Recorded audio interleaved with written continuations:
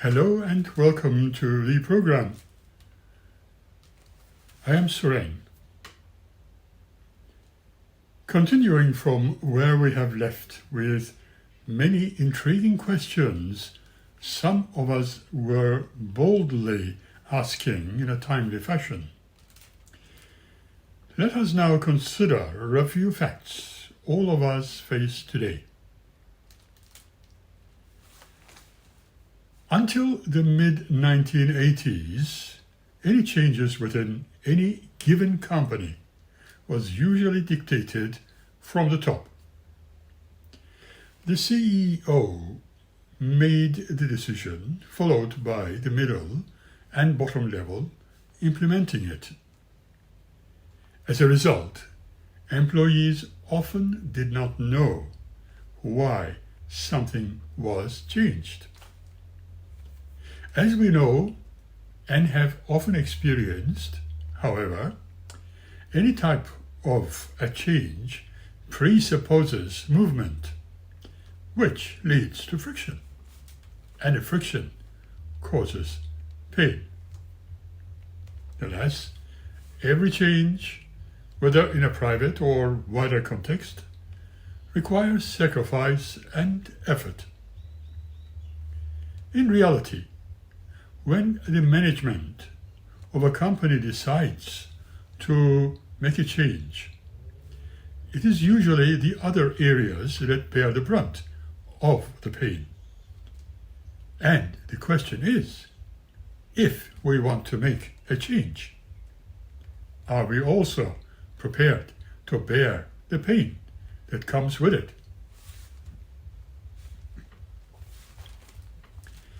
If you are religiously inclined, consider this.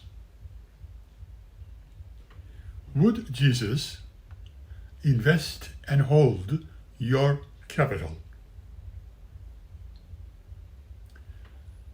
Capitalism is the all-dominating economic system of our times today, and is but stuck in a crisis in the world, in which Nobel Prizes are awarded for financial derivatives in which banks can lend thousands of dollars for every money they receive, and which neither customers nor sellers fully understand the nature of the products and services they are dealing with.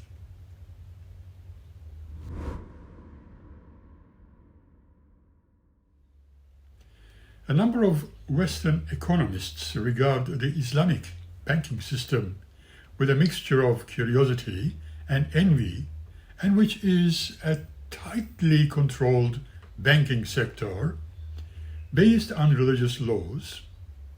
What is not surprising is that this system works and has made it through the financial crisis, and relatively unscathed. But there is no equivalent consideration in Western capitalism. Despite an interest in sustainable, ethical investment, we are advised to take note of the following considerations. 1. Be informed. Do you know what happens with your invested money? What you don't know will not hurt you, as the problem is hidden away. 2. Take responsibility.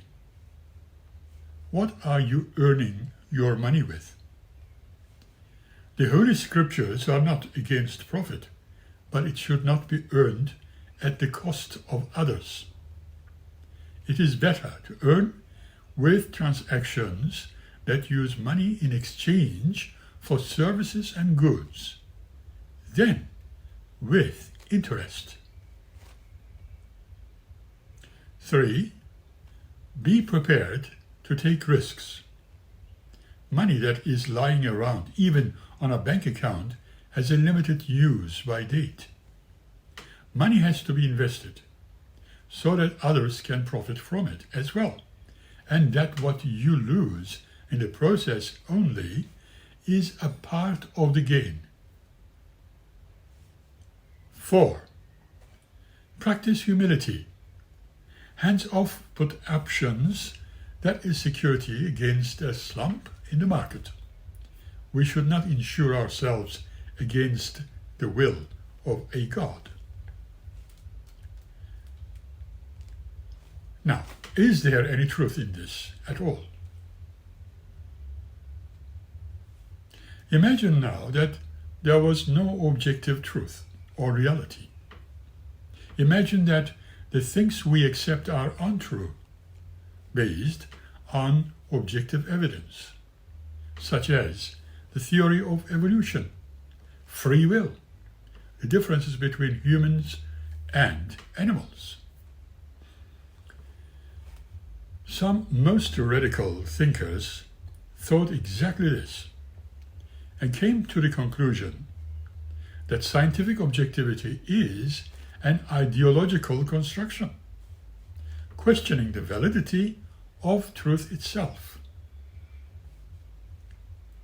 Those who strive for objective knowledge are trying to explain the world as it really is. They stand above economic or political interests, so that the research findings are free of claims to power and are detached from the social situation in which they were initially construed. Because there are critics of objectivity claiming to see the world as it really is, it remains incessantly biased. For instance, when we think of prehistoric man, we imagine powerful spear-wielding man hunting giant mammoths. For a long time, this image was regarded as objectively true in scientific circles and in some children's books. However, this discolored image originated in the 19th century, a time when hunting was a prestigious pastime. And although they were not objective, they took a perspective that presented the role of the man as provider and warrior as a kind of natural law. Many perspectives are similarly biased today. Doubting objectivity does not mean asking what is right or wrong. The question of what is true or wrong remains meaningless, for it makes no more sense to ask what is considered to be true and who profits or benefits from it. Someone who claims to speak the truth should ask himself or herself what are the conditions in which this truth is being produced. Because it's a relative thing. This also applies to the critique of objectivity itself. So, as we said before in our previous discourses, begin by stopping. Stop believing every study you read about. Stop believing every platitude. Stop believing that there is such a thing as objectivity. You'll always find somebody who thinks exactly the opposite and objectively true. Start to be more curious and critical about the attitudes of others and about your own. Now, an intriguing questions. One of them is, who rules the world? Consider the world order since 1945. The Cold War was defined by the bipolar competition between the USSR and the USA, according to Mikhail Krogerus and Roman Tschaeppeler. Out of this arose an intermediate G1 phase with the USA, and was considered as the only superpower, followed by the era of the multipolar leagues, such as G6 to G20.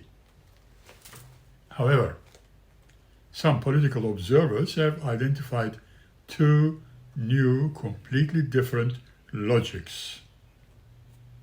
One, new players. It was suggested that the 21st century was not going to be dominated by Brazil, China, or the USA, but by the city, the company. The social scientist Susan Strange predicted a triangular diplomacy between countries, leagues, and companies, like Facebook, for instance, and which is, after all, the third biggest nation in the world today. Two, no more alliances. The 21st century was going to be dominated by a GO system. A failure of Kyoto, Copenhagen, and Canton is an important part of this development. There are no more common overarching interests, and only temporary alliances, each for his own. We can see it happening already. Asia will use its economic position to political advantage. Old Europe will not give up its hegemony without a fight.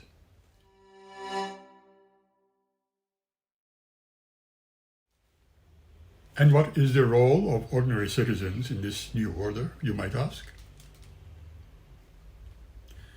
US economist Robert Reich said, "For a long time, we believed that democracy and capitalism were inseparable from one another. Today, we know this is no longer the case. Individual freedom is the cornerstone of capitalism." Once upon a time, the emerging nations have replaced democracy with a new definition of social justice: freedom to travel, freedom to consumption, and depriving them, the others, of the possibility of political involvement and a few other issues you can think of. When questioned, the political scientists to assess the global conflicts in terms of knockout tournament, results can be found in the field of study questioning who will win. Why should one only tell the truth, would you say, after all?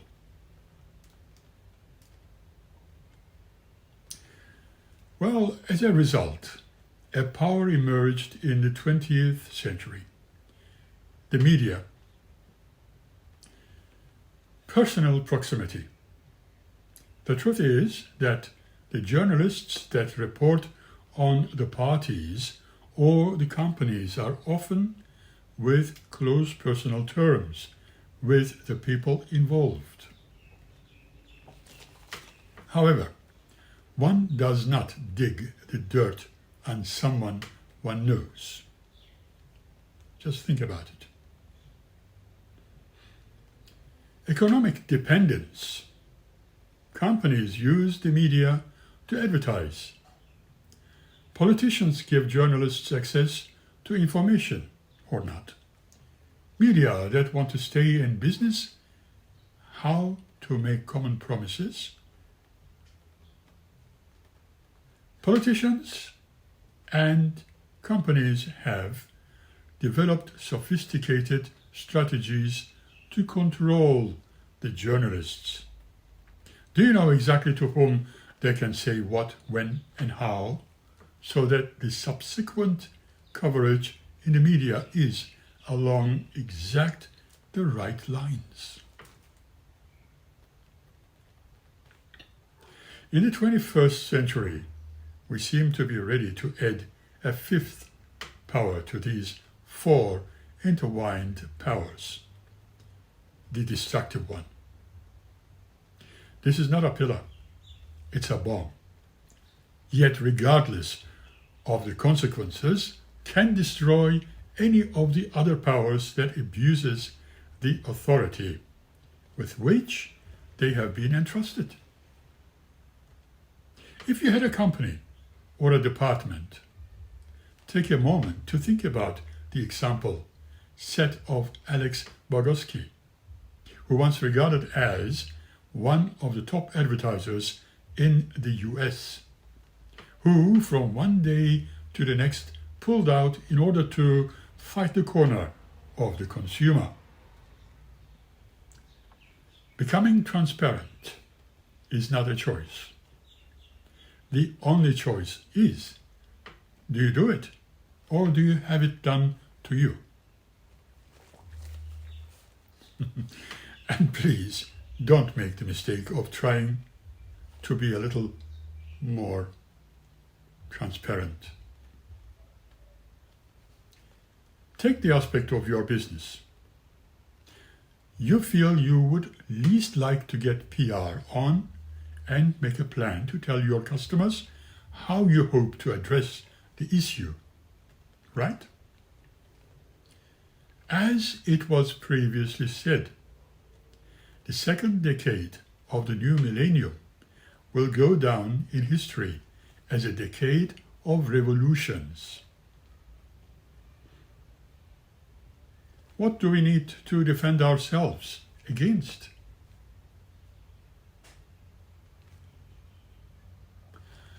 New circumstances and being aware that how the whole situation started in the Arab region, for instance. Energy was very infectious, as the consequences were unclear. Only one thing is certain, that the new generation is showing us that there is another way. What about us? And what are the dictatorships of a free world? Any answers? 1. Dictatorship of fear. A new world has to be a bold one, a courageous one. 2. Dictatorship of growth. New liberalism is only an idea, not a law. 3. Dictatorship of breaking news. If a piece of news is so important, we will hear about it anyway. Instead, attention should be drawn to what is overlooked. 4. Dictatorship of health and beauty. Don't let body image rule your life. 5.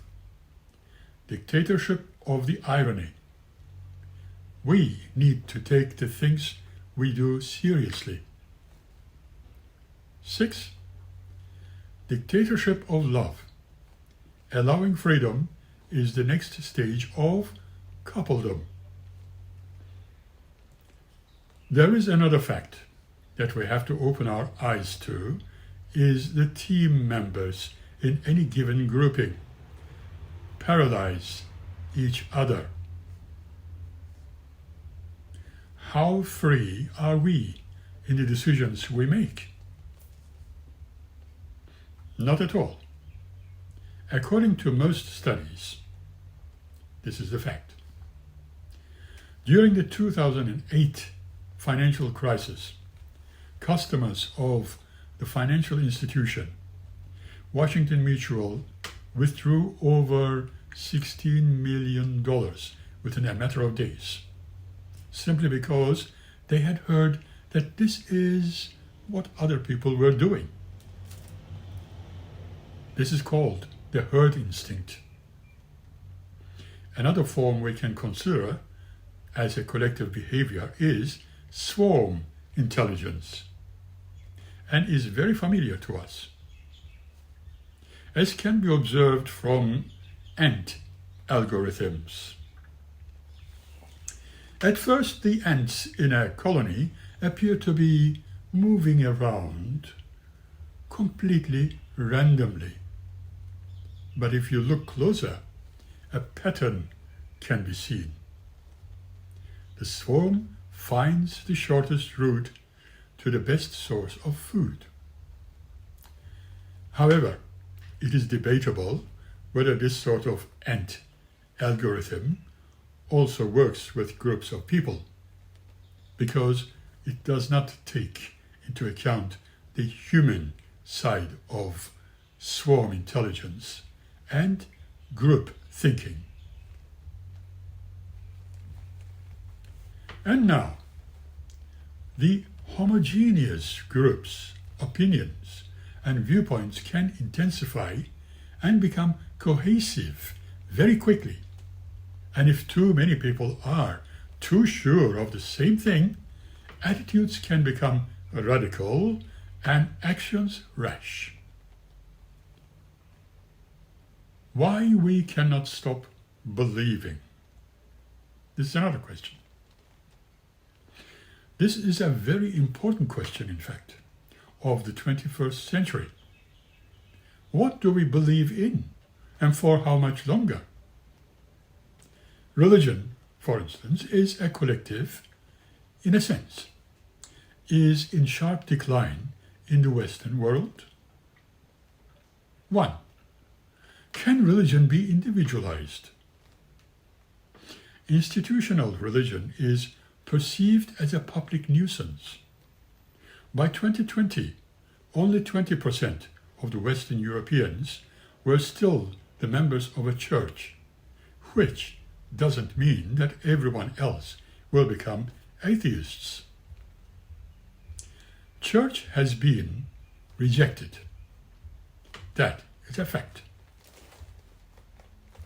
People are going away from the Christian traditions towards more feel-good spiritualism. 2. Religionization of politics, or axis of evil. The events of 9/11 signaled the end of the secular era of the global modern world.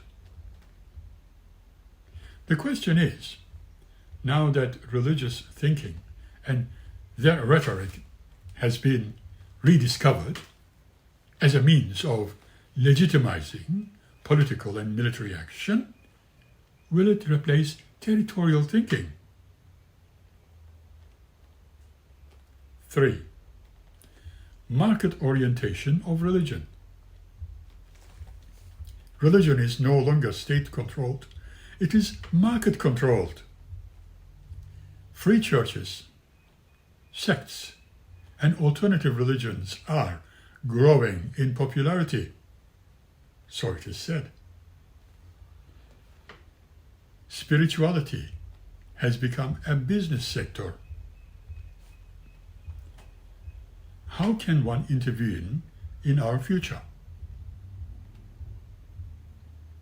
How can one make one's way into a world that is changing in a very rapid rate?